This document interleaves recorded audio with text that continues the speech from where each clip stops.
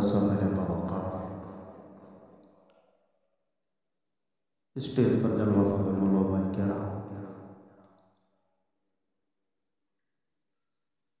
عزیز طلباء، بانی و فاؤنڈر مدرسہ اہل سنت غریب نواز، السلام علیکم ورحمۃ اللہ تعالی وبرکاتہ۔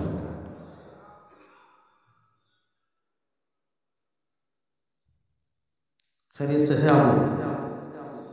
سنیں گے؟ ٹائم تو کافی ہو چکا ہے، یہ وقت جو ہے نیند کی ہے۔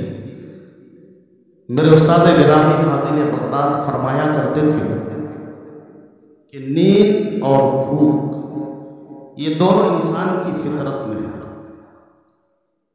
کیونکہ جب نیند آتی ہے تو بڑے سے بڑے علامہ بھی کھڑے ہو جائے تو وہ جھپکی مار ہی لیتے ہیں، ہے کہ نہیں؟ اور بھوک لگی تو برتن میں کیا ہے نہیں دیکھا جاتا ہے، بس پیٹ بھرنا چاہیے۔ تو یہ دونوں فطرت ہے اور فطرت بدلتی نہیں، ہاں عادت ہوتی تو بدل جاتی، سمجھ رہے ہیں نا؟ تو اب زیادہ دیر نہیں، 10 سے 15-20 منٹ تک مجھے برداشت کیجیے، انشاءاللہ آپ بھی گھر جائیں گے، میں بھی اپنا مدرسہ جاؤں گا۔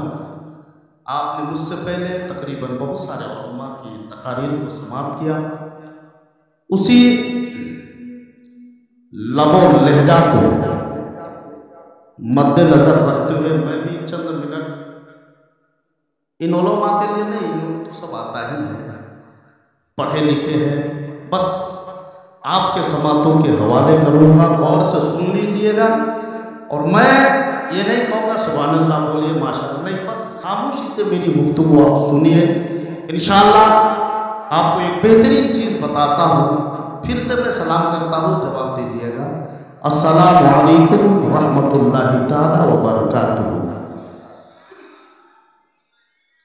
الحمدللہ الحمدللہ نحمدہ ونستعینہ ونستغفرہ ونؤمن بہ ونتوکل علیہ ونعوذ باللہ من شرور انفسنا ومن سیئات اعمالنا، من یہدہ اللہ فلا مضل لہ ومن یضللہ فلا ہادی لہ، ونشہد ان لا الہ الا اللہ وحدہ لا شریک لہ، ونشہد ان محمدا عبدہ ورسولہ، سیدنا و سادتنا رحیمنا و کریمنا و حبیبنا مأوانا و ملجانا غوثنا و غیاثنا و طبیب قلوبنا و شفاء صدورنا و بعد، فاعوذ باللہ من الشیطان الرجیم، ببرکت بسم اللہ الرحمن الرحیم۔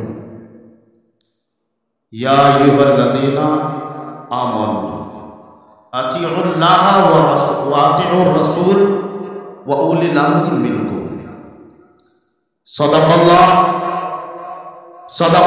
مولانا عظیم العظیم وبلغنا رسولہ النبی الامین المتین المبین المعین الکریم، ونحن على ذلك لمن الشاهدين والشاکرین والحمد للہ رب العالمین۔ آئیے دستور کے مطابق آغاز گفتگو سے پیشتر مناسب ہی نہیں، ہم سب سمجھتا ہوں کہ ہمارا آپ سب سے پہلے آقا نامدار مدینے کے تاجدار احمد مجتبی محمد مصطفیٰ روح فدا صلی اللہ تعالیٰ علیہ وسلم کی بارگاہ بے کس پناہ میں عقیدت کے ساتھ جھوم جھوم کر پڑھتے ہیں درود پاک، پڑھیے بآواز بلند، اللہم صلی علی سیدنا و مولانا محمد بارک وسلم صلاۃ و سلام علیک یا رسول اللہ صلی اللہ تعالی علیہ وسلم۔ حضرات، میں نے جس آیت کریمہ کی تلاوت کرنے کا شرف حاصل کیا، اللہ رب العزت قرآن مجید میں ارشاد فرما رہا ہے، یا ایھا الذین آمنوا اطیعوا اللہ واطیعوا الرسول واولی الامر منکم۔ اللہ فرماتا ہے، اے ایمان والو، حکم مانو اللہ کا اور حکم مانو رسول کا اور حکومت والوں کا۔ تو اس میں تین چیزیں ہیں، ایک تو ایمان وہ لے کے چار چیزیں ہیں۔ اس آیت کریمہ میں اللہ رب العزت نے ہمیں چار چیزیں عطا کی۔ ایک ایمان والا، دوسری چیز اللہ کی اطاعت، اللہ کی فرما برداری، تیسری رسول کی فرما برداری، اور چوتھی چیز حکمت والے، حکومت والے سے مراد علماء، صلحاء، نقبہ، حجبہ۔ یعنی اس آیت کریمہ میں رب تبارک و تعالی نے اپنے ایماندار بندوں سے کہا، غور کیجئے گا، ایمان کہتے کس کو ہے؟ سب سے پہلے مسلمان کو اپنا ایمان صحیح کرنا۔ علماء موجود ہیں، کہیں اگر خطا ہو تو اصلاح سے نواز ہے۔ علامہ سعد الدین تفتازانی علیہ الرحمۃ والرضوان شرح عقائد اور شرح ترغیب میں فرماتے ہیں کہ ایمان اللہ اور اللہ کے رسول کا فرمان، یعنی کل ملا کے یوں کہیے کہ ضروریات دین کو ماننے کا نام ایمان ہے، جن کو انہوں نے تین چیزوں میں تقسیم کیا ہے۔ علامہ سعد الدین تفتازانی نے تین چیزوں کو بیان کیا: زبان سے اقرار کرنا، دل سے تصدیق کرنا، اور وہ احکام جو نبی کریم رب کی بارگاہ سے لائے ان کو بجا لانا، یعنی ان کو کرنا۔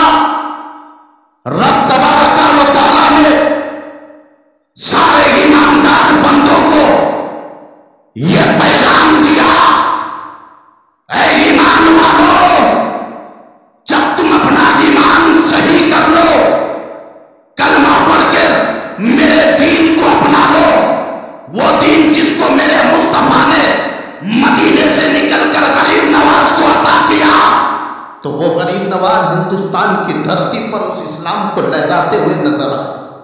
بغداد سے غوث العظم دستگیر لہراتے نظر آئے۔ وہ دین آج کا دین نہیں ہے، 1400 سال پرانی تاریخ اور آپ پلٹ کر دیکھ لو، یہ دین کے جتنے بھی غدار آئے، اس دین کو مٹانے والے جتنے بھی آئے، قسم خدا کی مسلمانوں، ان کی نسلیں تو مٹ گئی، مگر ہمارا دین قیامت تک باقی رہے گا، باقی ہے، صبح قیامت تک باقی رہنے والا ہے۔ اس لیے کہ اس دین کو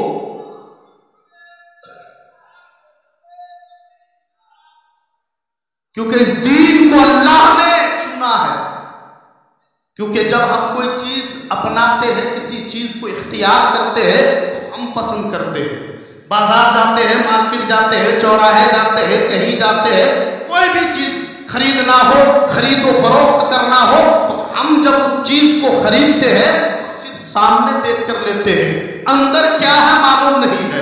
ہم کوئی سیب خریدتے ہیں یا کوئی بھی پھل خریدتے ہیں، کوئی مٹھائی خریدتے ہیں، تو ہمیں صرف اتنا معلوم ہے کہ اوپر سے یہ سیب اچھا ہے، اوپر سے یہ چیز اچھی نظر آ رہی ہے، ہم صرف اوپر کو دیکھ کر خرید لیتے ہیں، کیونکہ ہمیں اچھی معلوم ہو رہی ہے، کیونکہ ہمیں بہتر دکھائی دے رہی ہے۔ مگر قسم خدا کی مسلمانوں، رب جب کس کوئی چیز، کوئی دین، کوئی چیز اللہ رب العزت اپنے بندے کو عطا کرتا ہے تو باہر بھی دیکھتا ہے، اندر بھی دیکھتا ہے، ماضی کو بھی دیکھتا ہے، حال کو بھی دیکھتا ہے، مستقبل کو بھی دیکھتا ہے، اور اللہ خود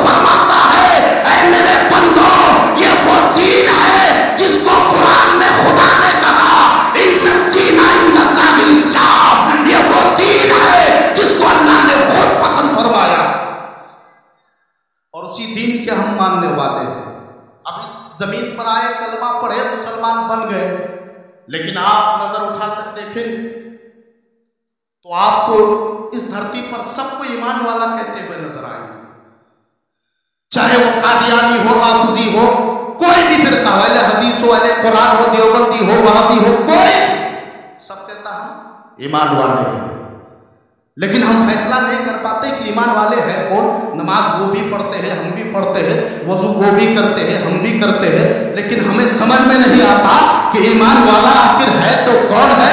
पूछो ए रब्बे कायनात, तूने तो कुरान में कहा है या अय्युहल्लज़ीना आमनू, लेकिन ईमान वाले तो सब है। सबको अपने आप को मोमिन होने का दावा करते हैं, सबको अपने आप का ईमान होने का दावा करता है, सब यही कहते हैं कि हम ईमान वाले हैं, हम ईमान वाले हैं, पर असल में ईमान वाले कौन है? आवाज आती है। पहले आमनू पर गौर कर ले। जब तू आमनू पर गौर करेगा, उस लफ्ज को देखेगा, उस लफ्ज के मतालिब को और शुरूआत को खोलेगा और तफसीरात को उठाकर देखेगा, तो तुम्हें समझ में आ जाएगी ईमान वाला कौन है। मैं आमनू पर दस्तक दिया, मैंने देखा आमनू में सबसे पहला हर्फ अलिफ है। आमनू में सबसे पहला हर्फ अलिफ है। मैंने कहा रब्बे कायनात पहला हर्फ अलिफ है, तो अलिफ से क्या मतलब हुआ? आवाज आती है, अलिफ से अल्लाह होता है। ईमान वाला बनने के लिए अल्लाह को मानना पड़ेगा। मैंने कहा है रब्बे कायनात, मैंने अल्लाह को मान लिया, अल्लाह की वहदानियत को मान लिया, रब की रुबूबियत को तस्लीम कर लिया, खुदा की वहदानियत को मान लिया, अल्लाह को वहदहू ला शरीक मान लिया। अब मैं ईमान वाला हुआ कि नहीं? तो काबी और आगे चल। जब मैंने कहा ए अल्लाह मैंने तुझे मान लिया, मैं ईमान वाला हुआ कि नहीं? आवाज आती है अभी तू पक्का सच्चा मोमिन नहीं बना है, अभी पक्का इस्लाम में तू दाखिल नहीं हुआ है, इसलिए कि आगे मीम है और मीम पुकार कर कहता है, मीम से मोहम्मद होता है। तुम्हें अल्लाह के बाद मोहम्मद को मानना होगा। जब तुम मोहम्मद को मानोगे तो ईमान वाला कहलाएगा। मैंने कहा ए अल्लाह मैंने रसूल की रिसालत को मान लिया, मेरे नबी की नबूवत को मान लिया। ए खुदा मैंने अलिफ से तुझे अल्लाह को माना, मीम से तेरे मोहम्मद को मान लिया, तेरे मुस्तफा को मान लिया। ईमान वाला हुआ कि नहीं? नून कहता है अभी तू ईमान वाला सही से नहीं बना है। अगर तू ईमान वाला बनना चाहता है तो मेरे पास आ। मैं नून से पूछा ए नून बता फिर मैं ईमान वाला कैसे बनूंगा? तो नून कहता है मैं नून हूँ, मुझसे नबी होता है। तुम्हें ईमान वाला बनने के लिए सारे नबियों को मानना पड़ेगा। आदम को भी मानना होगा, मूसा को भी मानना होगा, ईसा को भी मानना होगा, सुलेमान को भी मानना होगा, दाऊद को भी मानना होगा, इब्राहिम को मानना होगा। मैंने कहा रब्बे कायनात मैंने तमाम नबियों को मान लिया, ईमान वाला हुआ कि नहीं? आवाज आती है बंदे। अलिफ से अल्लाह को सब मानता है, मीम से मोहम्मद को सब मानता है, नून से नबियों को सब मानता है, लेकिन तू अभी तक ईमान वाला नहीं है। आगे वाव है, वाव पे गौर कर। मैंने वाव से पूछा ए वाव तेरा क्या काम है? तो वाव ने कहा अरे अगर पक्का ईमान वाला बनना चाहते हो तो वाव से वली होता है। तुम्हें सब वलियों को मानना होगा, गौस को भी मानना होगा, खाजा को भी मानना होगा, मखदूम सिमरा को मानना होगा, मखदूम जामिया चाहत को मानना होगा, मखदूम माई को मानना होगा, यानी जितने भी अल्लाह के वली है सबको मानना होगा। मैंने कहा है खुदा मैंने अलिफ से तुझे मान लिया, मीम से मोहम्मद को मान लिया, नून से नबियों को मान लिया, वाव से वलियों को मान लिया। ईमान वाला हुआ कि नहीं? आवाज आई। जो बंदा इस धरती पर इन चारों सब्जेक्ट में पास होगा उसी को मेरी बारगाह से ईमान वाले का खिताब मिल जाएगा।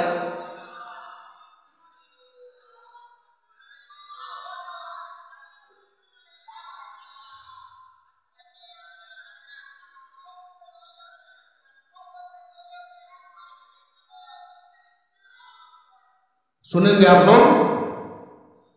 हाथ उठाइए किनको किनको नींद आ रही है। सब बेदार है। ये एक मोमिन का जज्बा है। कहते हैं ना एक होती मोहब्बत, एक है इश्क। मोहब्बत कहते हैं अपना भी ख्याल रख लो आप सामने वाले का भी, और इश्क कहते हैं किसको? कि सिर्फ सामने वाले की ख्याल हो और آگے جو میں ہوں کیا ہو خیال اپنے آپ کو فنا کر دینا. تو اس میں نے 4 چیز بیان کیا تھا آیت میں. سب کی اگر تفصیل کروں تو کافی ٹائم لگ جائے گا. مختصر بات بتاتا ہوں آپ کو. یہ مدرسہ ہے, آپ کے علاقے میں مدرسہ چل رہا ہے, بہت خوشی کی بات ہے اور بڑے خوش نصیب ہیں آپ لوگ, اس لیے کہ جب ایک عالم دین یا حافظ قرآن, آج یہی نہیں, آج سے نہیں, غوث کے زمانے سے, علی کے زمانے سے چلتے آ رہا ہے. پہلے مدارس نہیں تو خانقاہوں میں پڑھائی ہوتی, مساجد میں پڑھائی جاتی تھی. یہ دین سکھایا جاتا تھا. صرف یوں ہی نہیں, میرے رسول کے زمانے سے مسجد نبوی میں بھی درس دیا جاتا تھا. کبھی حضرت حسان محراب پر کھڑے ہو کر میرے رسول پر نعت نبی سنایا کرتے تھے. کبھی حدیث رسول بیان کیا کرتے تھے. بیان کرنے والے صحابی ہوتے تھے. کبھی عبداللہ ابن مسعود بیان کرتے تھے, کبھی حضرت عبداللہ ابن عباس بیان کیا کرتے تھے. تو یہ درس ایک زمانے سے آ رہا ہے. مدرسے کی پڑھائی کافی عرصے سے آ رہا ہے, اور آج بھی آپ کے دیارے پربہار میں یہ مدرسہ چل رہا ہے. اس مدرسے کو اس طرح سے چلاؤ, کیونکہ جب آپ اس دنیا کو چھوڑ کے جائے تو جب آپ کا جنازہ کاندھے پر اٹھا کے گھمایا جائے تو لوگ یہ نہ کہے کہ فلاں محلے کا ہے, بلکہ یہ کہے ارے یہ دیکھو عاشق رسول کا جنازہ جا رہا ہے.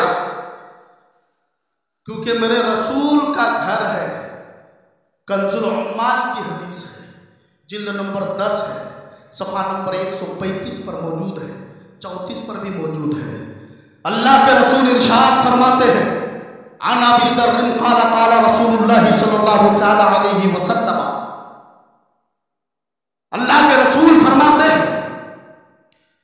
کیا فرماتے ہیں, اتبعوا العلماء فإنهم سرج الدنیا ومصابیح الآخرہ. اللہ کے رسول فرماتے ہیں یہ علماء دین کے چراغ ہے اور آخرت کے بھی چراغ ہے, ان کی اتباع کرو. جب آپ دنیا میں ان کی اتباع کریں گے, ان کی پیچھے پیچھے چلیں گے, تو دوسری حدیث میں اللہ کے رسول فرماتے ہیں, حضرت ابو ذر سے یہ حدیث بھی مروی ہے, حضرت انس سے بھی مروی ہے, کیا فرماتے ہیں, العالم سلطان اللہ فی الارض فمن وقع فیہ فقط ہلک. جس نے, یہ عالم دین اللہ کی زمین کا سلطان ہے, بادشاہ ہے. اس زمین میں یہ عالم دین اللہ کا بادشاہ سلطان ہے. تو جس نے ان کی عزت کی, جس نے ان کی تعظیم کی, وہ دنیا میں بھی اس کا بدلہ پائے گا اور آخرت میں بھی پائے گا. اور جس نے ان کی تحقیر کی وہ بھی بدلہ پائے گا. جس نے تحقیر کی, اب تحقیر کی 2 صورت ہے, بتاؤ تو مختصر بتا دیتا ہوں. ایک, اگر آپ نے عالم دین کی تحقیر, تدلیل, رسوائی ان کے علم کی بنیاد پر کیے ہیں, تو فتوی تاتار خانیہ میں صفحہ نمبر 282 پر فرماتے ہیں کہ وہ آدمی کافر ہو جائے گا. علم کی بنیاد پر اگر آپ کسی عالم دین کی تحقیر کریں گے, تدلیل کریں گے, تو کفر تک آپ کو پہنچا دے گا. یعنی دائرہ اسلام سے آپ خارج ہو جائیں گے. بیوی والے ہیں تو پھر سے آپ کو نکاح کرنا ہوگا, پھر سے مرید ہونا پڑے گا. اور آپ سوچ رہے پیر مریدی عام سی بات ہے. پیر مریدی کوئی عام بات نہیں ہے مسلمانوں. پیر مریدی کو سمجھنا ہے تو غریب نواز سے پوچھو. 20 سال تک عثمان ہارونی کی بارگاہ میں, حضر میں, سفر میں, گھر میں, مکان میں, دکان میں, ہر جگہ خدمت کرتے رہے. جب 20 سال پورے ہو گئے تو ان کے پیر و مرشد عثمان ہارونی رحمت اللہ تعالی, بات یاد آ گئی تو بتا دیتا ہوں, رحمت اللہ تعالی علیہ نے حضرت خواجہ غریب نواز کو بہت ساری چیزوں سے نوازا. 20 سال خدمت کی. اور آج ہم جب پیر صاحب آئیں گے نا تو ان کی چپل اٹھا کے چلیں گے. میں نہیں کہتا ہوں کہ مت خدمت کیجیے, اچھی بات ہے, پیر صاحب ہے, آلے رسول ہے, کوئی غیر آلے رسول اللہ کے ولی ہوتے ہیں, آپ ان کی صحیح سے خدمت کیجیے. لیکن پہلے آپ اپنے گھر کے پیر کو بھی تو دیکھیے. آپ کے لیے آپ کا سب سے بڑا پیر ماں باپ ہے. آپ جب پیر آتے ہیں تو سفید چپا ٹوپی لگا کے ان کے پیچھے